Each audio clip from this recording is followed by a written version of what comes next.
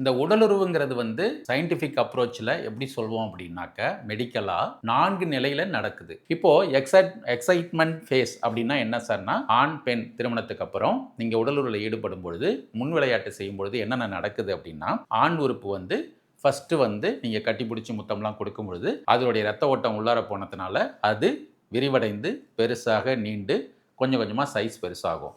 அப்போ வந்து அந்த விதைப்பை என்ன ஆகும்னா, அதுவும் பெருசாகி மேல் நோக்கி இழுக்கப்படும். இது ஃபர்ஸ்ட் ஸ்டெப் நடக்கும். ஹார்ட் ரேட் பிபிலாம் ஸ்லோவா ரைஸ் ஆக ஆரம்பிக்கும். இது ஆண்களுக்கு. பெண்களுக்கு என்ன நடக்கும் அப்படின்னா, சொட்டிங் ஆஃப் தி வெஜைனல் வால். அதாவது அந்த வெஜைனல் வால்ல ஒரு செக்ரீஷன் வந்து 30 டூ 40 செகண்ட்ஸ் நீங்க கட்டிப்பிடிச்சு முத்தம் கொடுத்து ஃபோர் பிளேலாம் பண்ணாவே செக்ரீஷன் வர ஆரம்பிக்கும். அத நெறைய பேர் வந்து என்ன நெனச்சுக்கிறாங்க, லூப்ரிகேட்டிங் ஃப்ளூயிட் வந்துருச்சு, உடலுறவுக்கு தயாராயிட்டாங்கன்னு உடலுறவுக்கு போயிடுறீங்க. அத தயவு செஞ்சு செய்யக்கூடாது. அப்போ வந்து இந்த பரஸ்பரம் வந்து ஸ்டிமுலேஷன் நடக்கும்போது, பெண்களுக்கும் இன்னும் சில மாற்றங்கள் என்ன நடக்குதுன்னா, அந்த எக்ஸைட்மென்ட் ஃபேஸ்ல நிப்பிள் காம்பு பகுதி, அந்த ஏரியோலார் பகுதியெல்லாம் வீக்கமாகி கொஞ்சம் கொஞ்சமா பெருசாக ஆரம்பிக்கும். கிளைட்டோரிஸ் பெருசாக ஆரம்பிக்கும். இது எல்லாமே வந்து inner third of the vagina அது கொஞ்சம் எக்ஸ்பேண்ட் ஆகும். அடுத்தது ஹார்ட் ரேட், பிபி இவங்களுக்கும் அதிகமாகும். இது வந்து எக்ஸைட்மென்ட் ஃபேஸ்ல ஆணுக்கும், பெண்ணுக்கும் நடக்கிற மாற்றங்கள்.